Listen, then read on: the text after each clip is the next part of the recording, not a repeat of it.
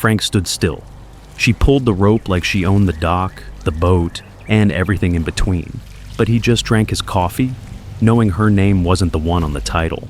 Frank didn't budge, not when the dock creaked under her steps, not when the rope snapped against the cleat like it was choking. He just watched, calm, precise, detached, like he always did. People said he used to be a federal auditor. Frank never confirmed it, but neighbors noticed he always paid bills early, labeled his garden tools, and kept 4 copies of everything, just in case someone lost theirs. He chose the lake to get away from noise. That included HOA meetings, raised voices, and people who thought opinions were the same as ownership. The boat wasn't much, a small, weathered skiff, nothing fancy, but it was tied exactly 7 feet from his back porch, the same distance his wife used to walk barefoot, coffee in hand before the chemo. He never moved that line. Now someone else was pulling it. Frank didn't look at her face. He looked at her knot. It was rushed, wrong direction, no loop, no respect. She thought she was tying something down. Frank knew she was tying herself in. He took a slow sip, let her pull, let her sweat, let her think it was working. The truth wasn't in the rope. It was carved under the dock rail. 6 digits and a name. His. Frank didn't look at her. He looked at the waterline. It was 2 inches higher than usual. Rain, maybe, or runoff from somewhere upstream. The boat rocked gently, not because she moved it, because the lake remembered softer hands. She gave it to him on his 61st. No ribbon, no big reveal, just a worn-out box of lemon muffins and a set of keys. "It's not much," she said, "but now you'll stop fixing other people's messes." She meant it. He retired the next month, bought a flannel robe, grew tomatoes, learned the quiet again. He'd parked the boat facing east. She liked the light at 7 a.m., said it looked like Vermont. Even when the fog was thick, she swore it smelled like maple. She died on a Monday. He remembers the cereal stayed dry in her bowl. He didn't eat for 2 days, didn't tie the boat for 3.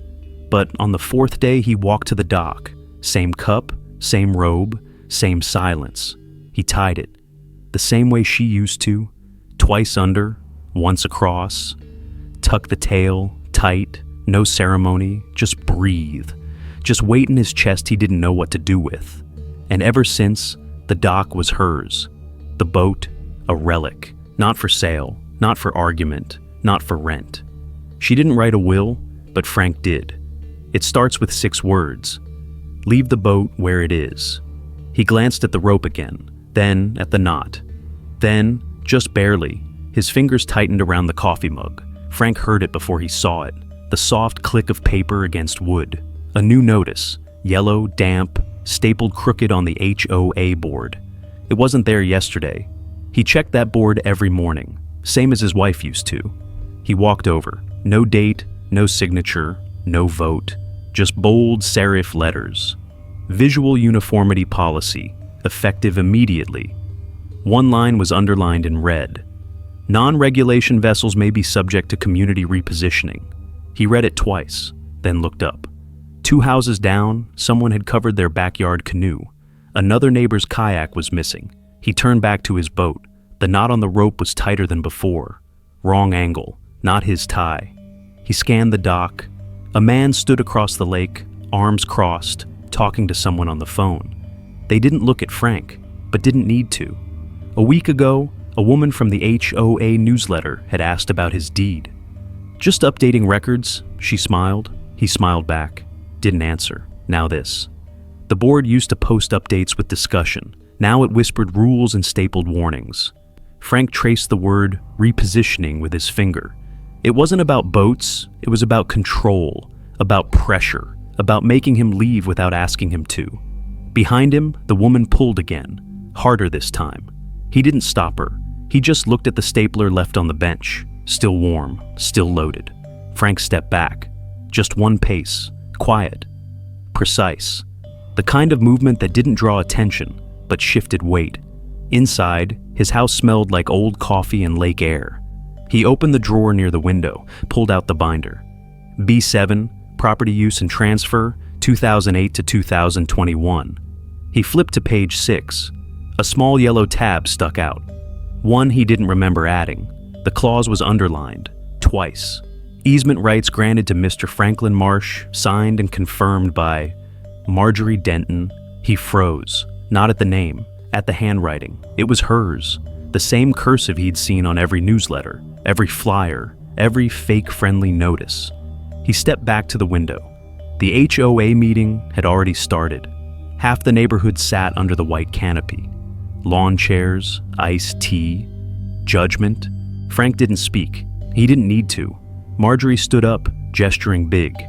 "We just want order, not clutter. I told my people to pull those ugly things away." 2 heads turned, then 4. The old man in the corner, the one no one ever talked to, raised his phone. "No vote on that, Marjorie," he said, calm, director. "But I recorded you anyway." Her face cracked, not like glass, like plaster. The crowd didn't gasp. They leaned back, arms crossed. Frank stepped outside, coffee in hand, binder tucked under his arm. He didn't smile, but the rope, it was still tied, and now it was a witness. The rope was still taut, but the crowd had gone quiet. Frank stepped forward, no rush, just one hand holding the binder, the other still wrapped around his coffee. He didn't speak, didn't look at her. He placed the binder on the fold-out table in front of the HOA tent. Open, page 6. The air shifted, chairs creaked. A few leaned closer. The clause sat in bold, B7, granted exclusive right, Franklin Marsh, 2011. Below it, a name, same handwriting, same ink, Marjorie Denton. Then, HOA secretary. Someone exhaled behind him. The man with the phone muttered, "She signed it herself." Marjorie didn't move, didn't deny. Her jaw clenched, but Frank was already walking away. Binder still open on the table, rope still tied, boat still where it had always been. A woman from the back row whispered, "If she signed it, how did she forget?" Another replied, "She didn't forget. She thought no one would check." Frank reached the edge of his dock, turned, looked once, not at her, but at the chair she had stood from. Empty now. He sat down slowly. Same spot, same breath. He didn't say a word, didn't need to. Justice didn't knock. It just waited, then walked in with the original paperwork. The wind moved slower that morning, software uneventful. The kind of wind that didn't ask questions, didn't pull, didn't push. Frank poured the coffee. Same mug, same pour, 1 sugar, no stir. He stepped onto the dock. Each plank gave slightly beneath his weight, like memory. No one else was there. The chair was back on the boat, worn, quiet, waiting. He placed it facing east. Not for anyone, not anymore, just the sun, just the light she liked. Back when mornings meant something warmer. No new notices on the HOA board, no signs of Karen, just silence. Frank looped the rope around the post, twice under, once across, tucked the tail, tight. He hung a small wooden tag beneath the knot. The paint was old, letters uneven, but clear enough to read. Anchored forever. He didn't sit, not yet. He just looked at it, the chair, the sign, the quiet water line. Some neighbors still glanced from their porches. None said a word. None had to. The sign didn't stop anyone, but no one ever touched the rope again. And from then on, when people passed that dock, they slowed down. The dock didn't change, but people began to. They walked slower past that boat, spoke softer near that rope, because something about it, the knot, the chair, the worn sign, felt sacred. Not loud, not proud, just untouched. Frank never put up fences. He never needed them. Some lines don't need paint. They hold because memory does. Each morning, same robe, same pour, same quiet weight in the chest. Not pain anymore, just presence. The tag beneath the knot faded in sun, but the words stayed, anchored forever. That boat was never about property. It was about promises, and people understood in their own way. The neighbor who'd once complained now nodded from afar. The kid who used to kick rocks near the dock walked past in silence. Because justice sometimes is not a gavel, not a shout, not even a win. It's a reminder, that some truths sit still. Wait, then speak when no one else does. Frank never told the full story, didn't need to. The chair said enough. The rope never moved. The dock remembered her feet. And when the lake breathed a soft wind, quiet light, something inside the people who passed settled too. Like the world hadn't changed, but they had. Like they'd seen a different way. Firm without fury, rooted without rage, clear without conflict. Because sometimes the strongest stance is stillness. And there are things that do not need to be fought for, as long as we can hold on to reason and remain still.